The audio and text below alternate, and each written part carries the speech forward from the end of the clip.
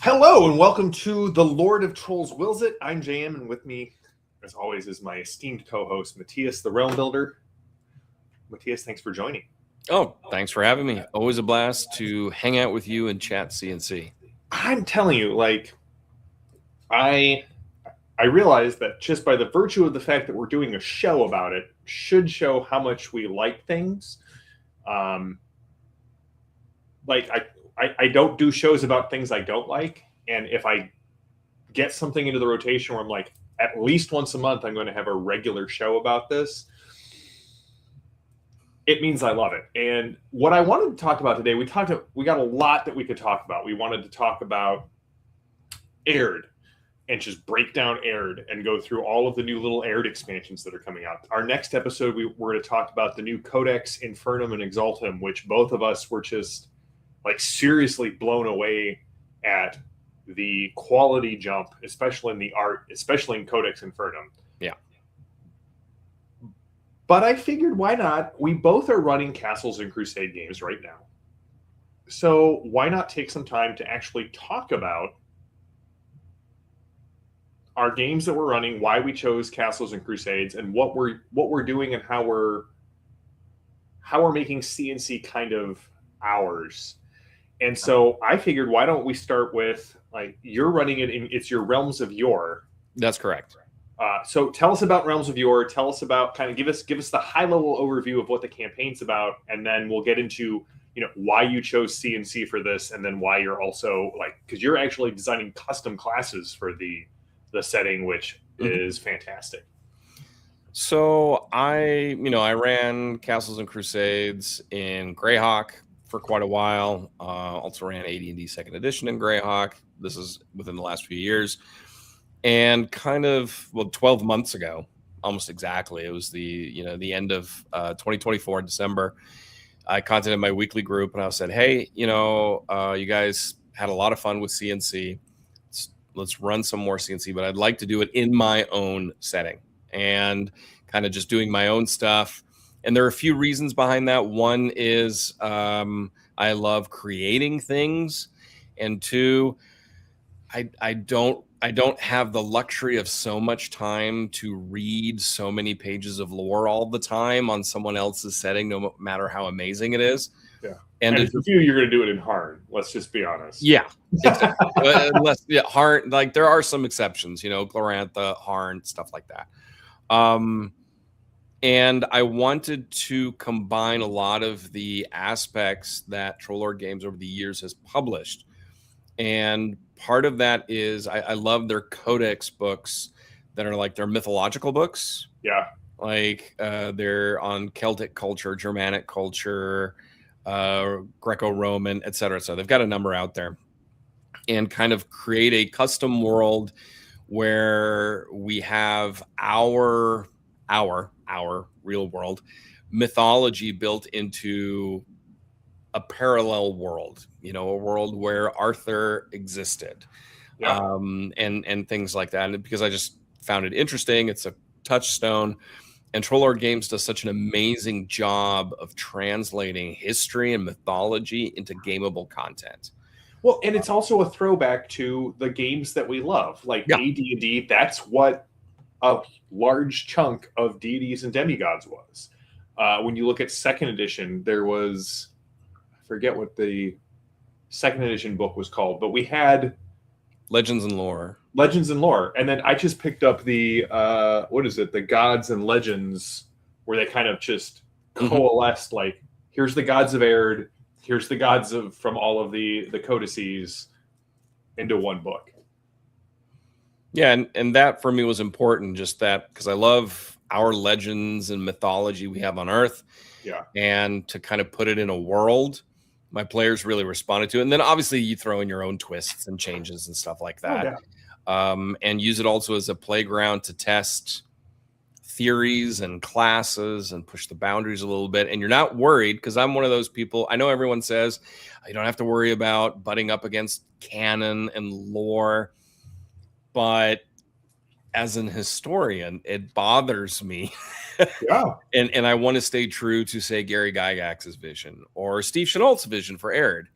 And so I don't I don't want to mess it up, so to speak. Not that any of my players would really know, but this is, my stuff. And it's also easy to just retcon something real fast. Yeah. Well, and that's why I love running in Jackals, because I can't mess up canon. Yeah. Anything I say is canon for Jackals, right? Because I'm the one who did that. I love that about that.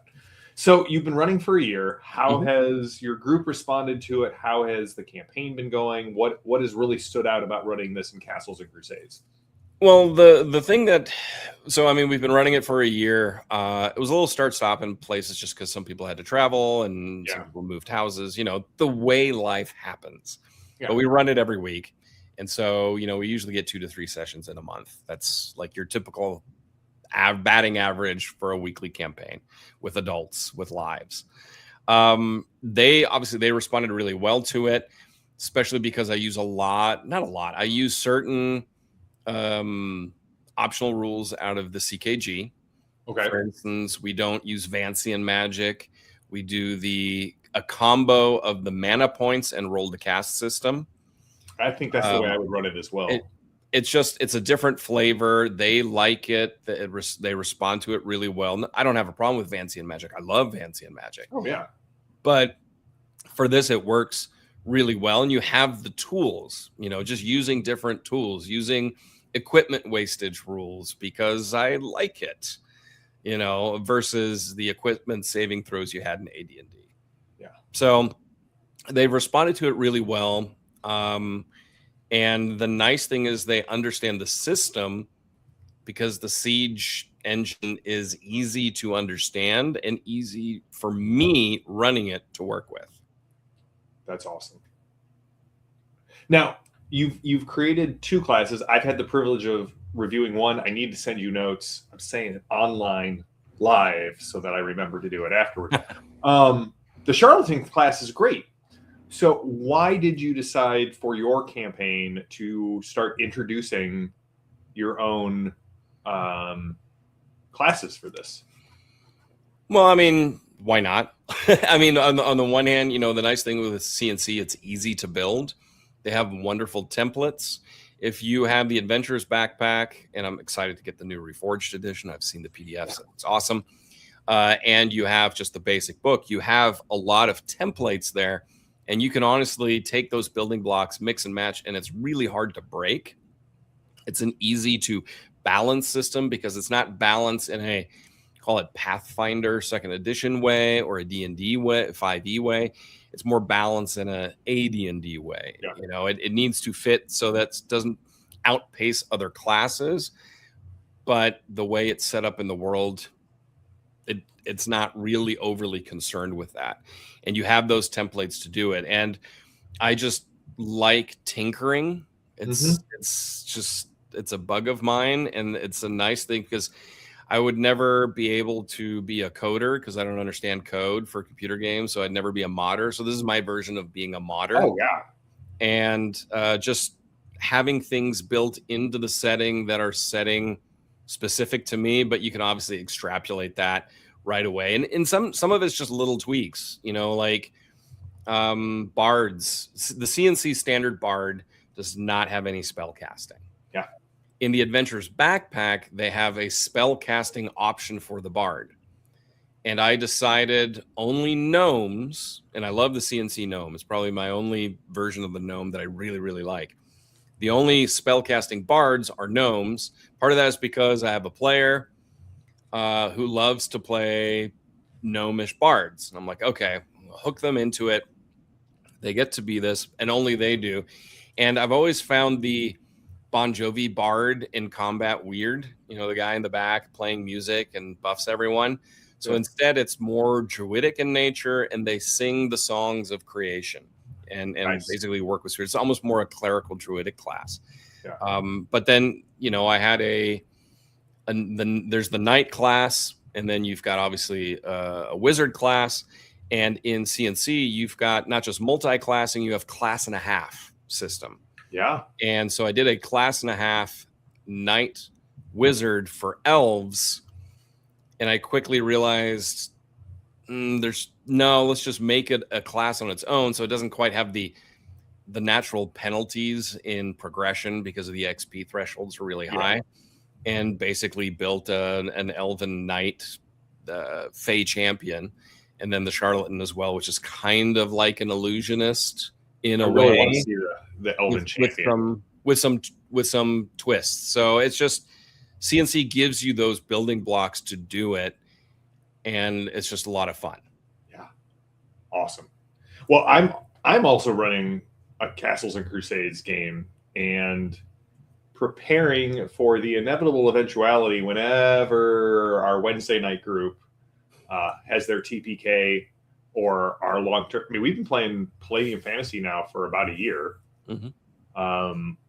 We're probably going to play it all through 2026, but my goal is wrong side, Birthright.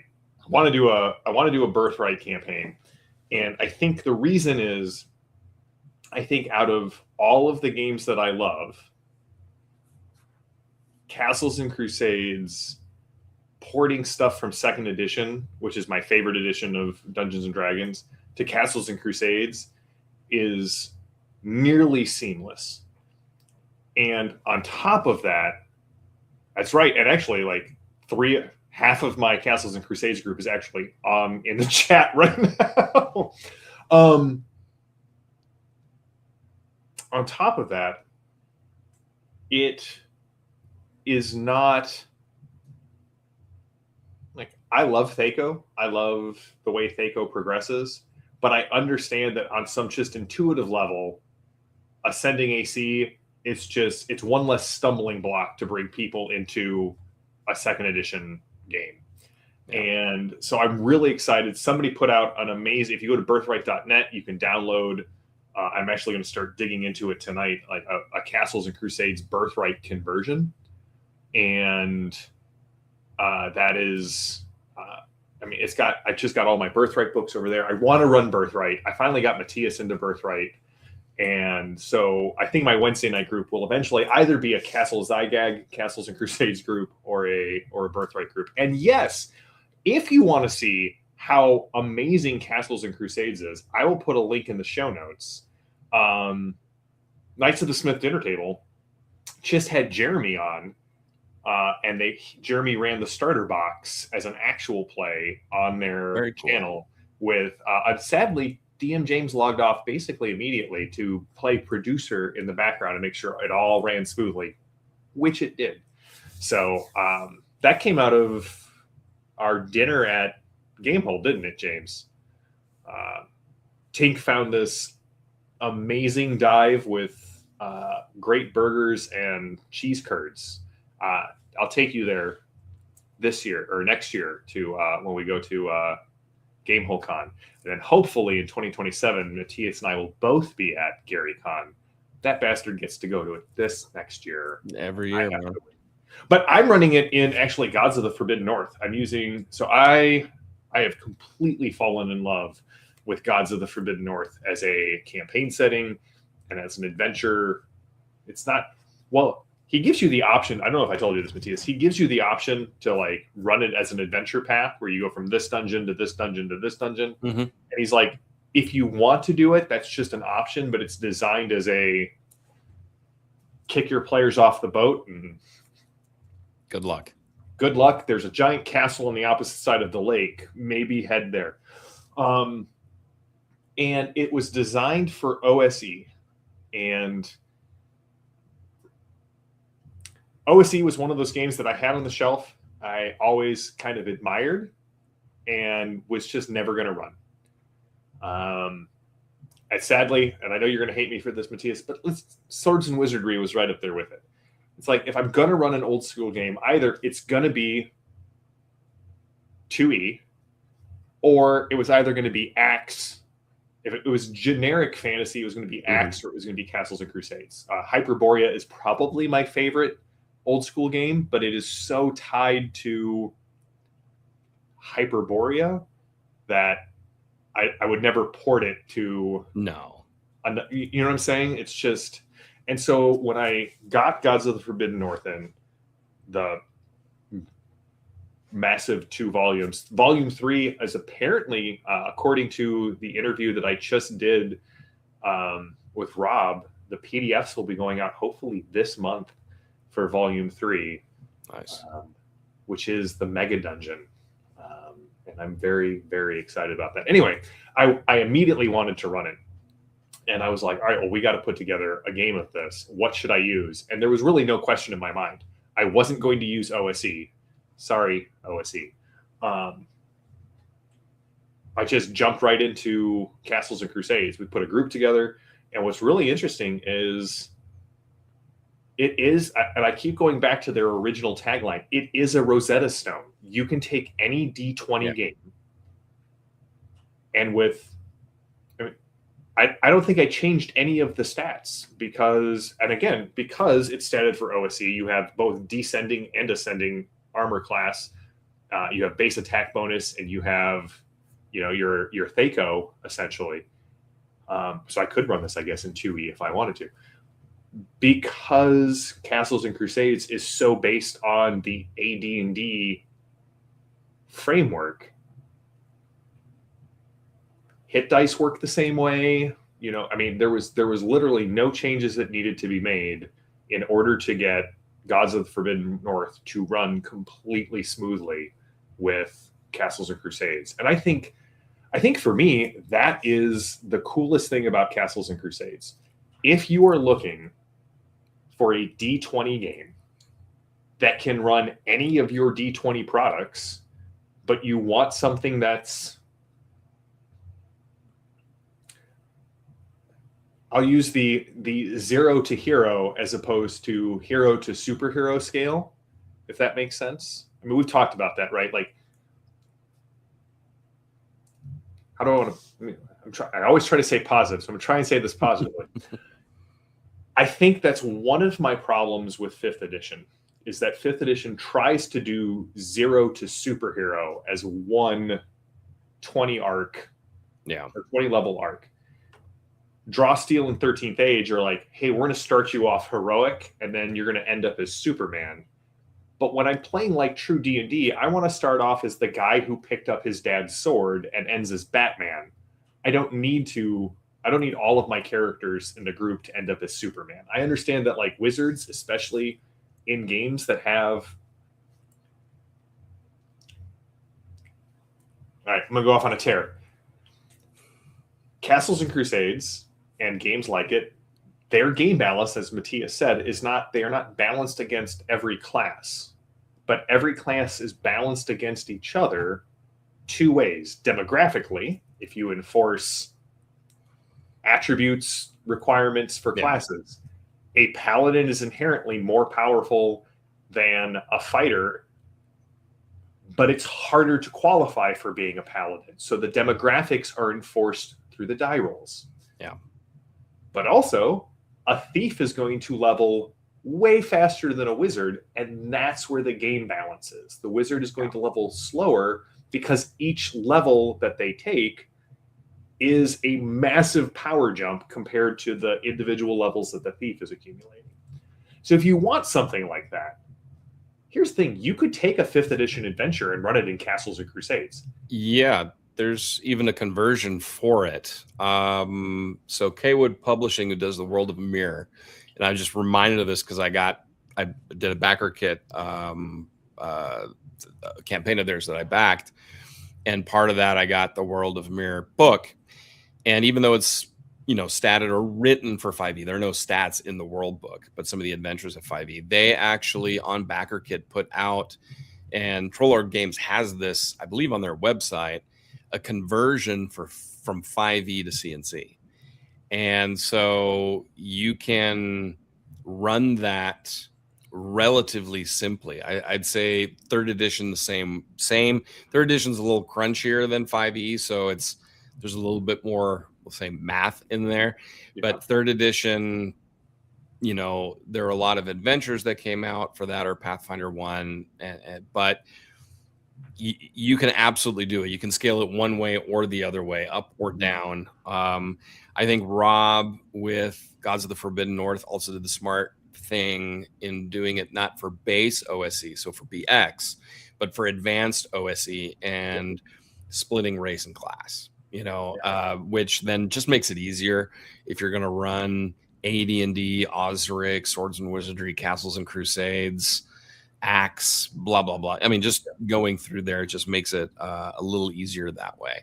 Yeah. But the translation is easy because, like I said, I ran T1, Village of Hamlet, with CNC, and it was easy. I used stuff from Greyhawk Grognard. He's got basically T0.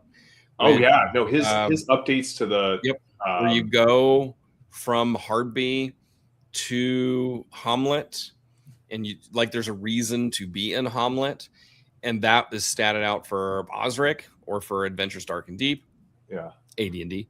Yeah. And I ran it using CNC with on-the-fly conversion because it's so easy. And this time around, when I'm doing my own stuff, I don't have to do any conversion, so it makes it easy. But I've got a library full of first and second edition AD&D monster books, even though I have to say the monsters in Monsters and Treasures, as well as Monsters and Treasures of Air, there's a ton there. And they cover the vast majority of the monsters found in AD&D, but there's stuff in the Fiend Folio that's not in there, like Githyanki, stuff like that.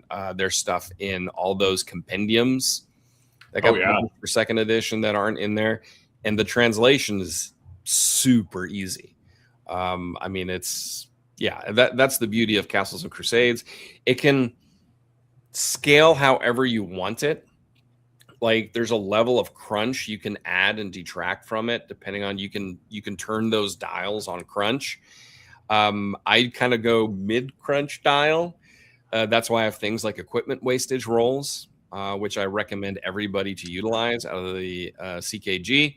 So it's basically it's basically an equipment saving throw after an adventure to see if it's worn down, and it goes down another level of until you have to replace your clothes, and otherwise people just wear the same clothes for 20 years and never spend money on it. And I'm just weird that way, that I think that needs to be thrown in there. But but at the same time, you can use other rules and throw it in there. Rules as written with CNC, obviously you can't write scrolls, I want to say, until like 7th or 8th or 9th level as a wizard.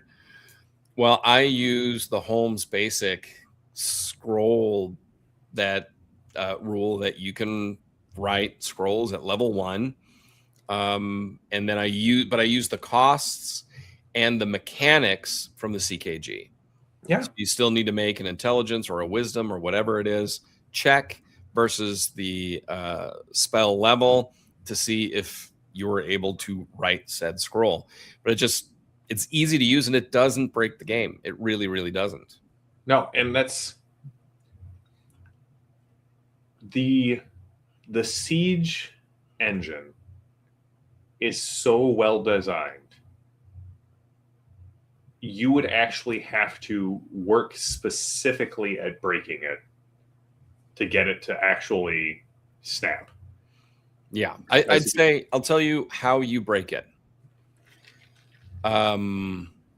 GM or CK fiat leveling, what some people call milestone leveling, but isn't technically the way milestone leveling is written in 5e. Milestone leveling is you go to a milestone, you get a certain amount of XP. The way most people interpret milestone leveling is the GM just decides you are now level 2. You are now, so the entire party levels at the same time. That doesn't work. That will break the game because very soon your thief will be the scrub of the party. And I actually had this, I'm not going to say it's a debate on X recently, but someone caught me in a mood. Oh, no. And usually I don't engage, but occasionally I'm in the mood where I choose violence, and not literal. And I decide to educate someone on why they are wrong, why their opinion is wrong. And it's basically how the Siege engine works, and the your challenge level being a base 12 or a base 18.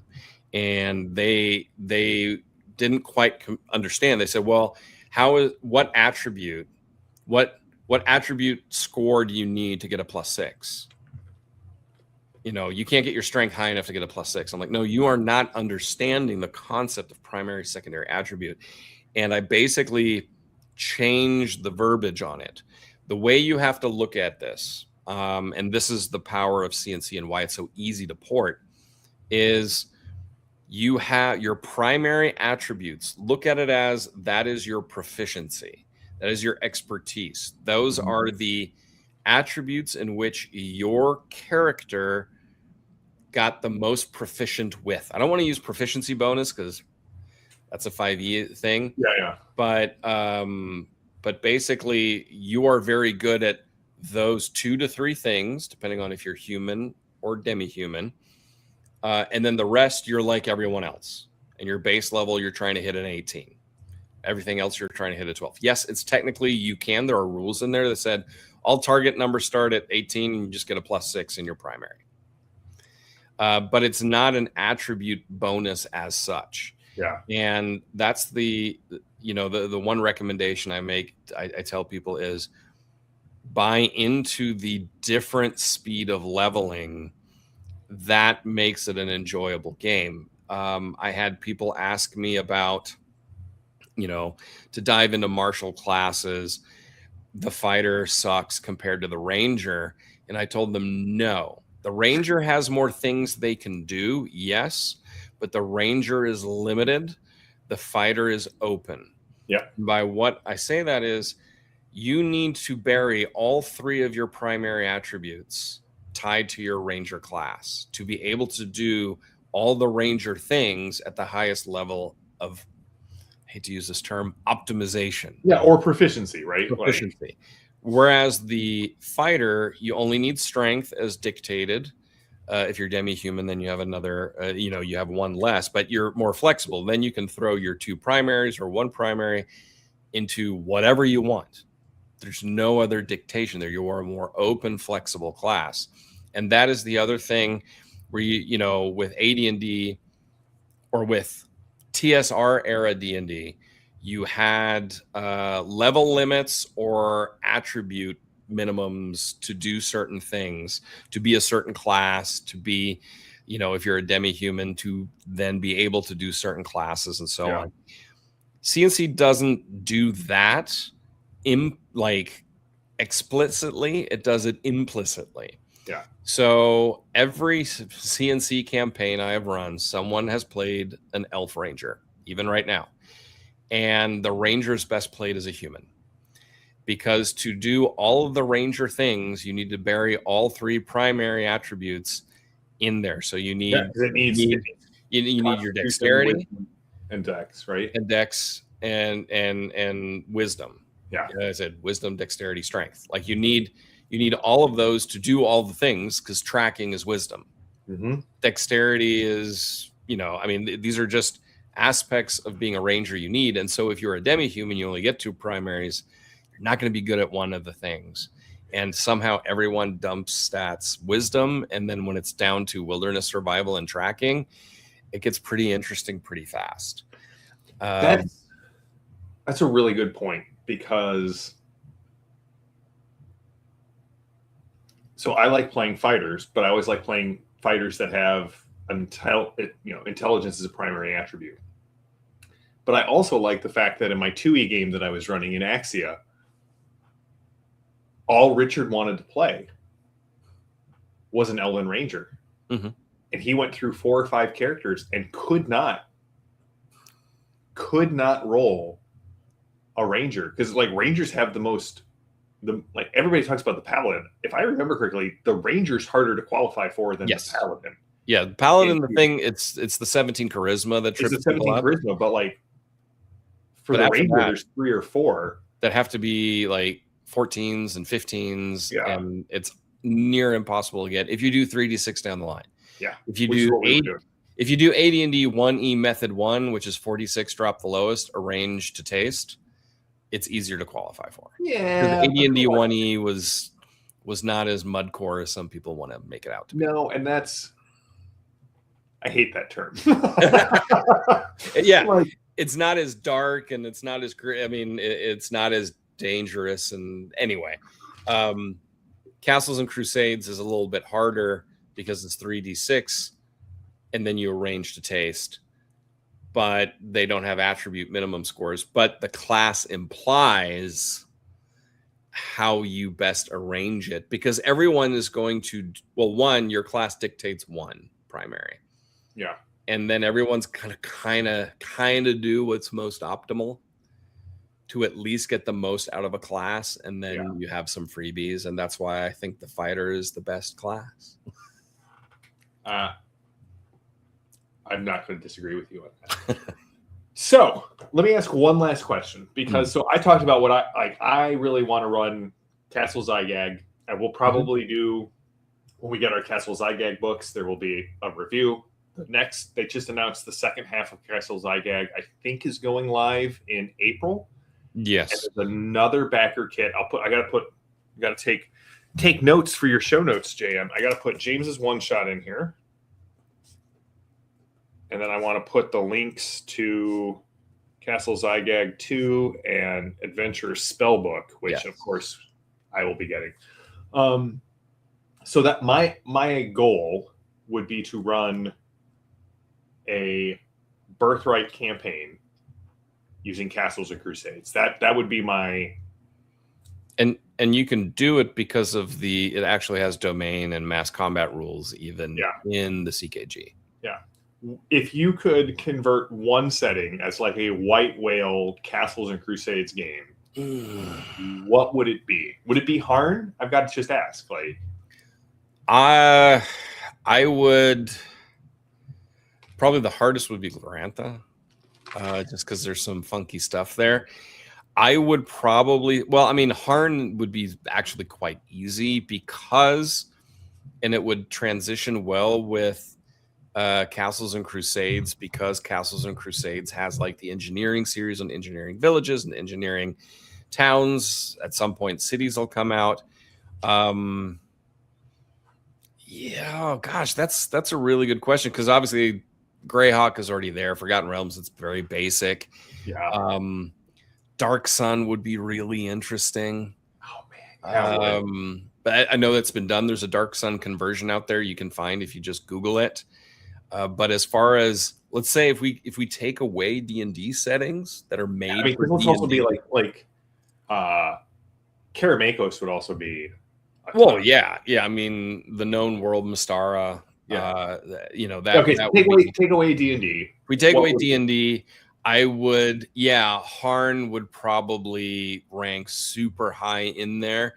I'd love to take a stab at a Gloranthan conversion for Castles and Crusades, because 13th Age did it. Yeah. And so obviously it can be done. And with the toolboxes that CNC offers, I think you can absolutely do it, especially because you have the mana point and roll to cast magic system. So you could build in rune magic using Castles and Crusades. You know what, Jane? I think I may have a project for myself. Oh man, let me know. I would love to help with that. All right, Mattias. Well, I think that's it. I think we covered what we're doing with Castles and Crusades and why. Again, I cannot stress this enough. If tomorrow I had to get rid of all of my D20 stuff and could keep one game, it would probably be Castles and Crusades, because I could run all of my favorite settings in Castles and Crusades. Thankfully, that is not something I have to worry about. Correct. But if I did, that's what I would do.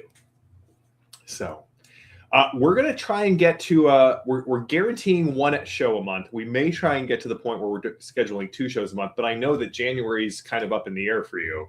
February is tough. Okay, so we'll get at least one in January, and then we'll go on from there. Mattias, thank you. I'm always excited to talk Castles and Crusades and gaming with you. To everyone who showed up, thank you as always. This is going to be another show that we're going to be doing going forward, and because there's just so much cool stuff. Trollord Games is a company that both Mattias and I love. We love the people involved. We love the games. We love just the way they conduct their community, and so we're totally going to continue doing that. Hey, Greg is in the chat. Mattias, this is Greg, who developed Torg and worked on Earth Dawn and a bunch of other stuff. Greg, I don't know that I've actually said this to you, but thank you. When I was recovering from my incident, Greg ran some tour games for the Iconic people to kind of keep the channel afloat while I was recovering. So, Greg, thank you so much. It's always good to see you in the chat. So I agree, James. They are great people. So until next time, remember, Aufstrag de Linda Est. And we will see you next time on, it is Greg Gordon, James. We will see you next time on The Troll Lord Wills It. Have a good one, everybody.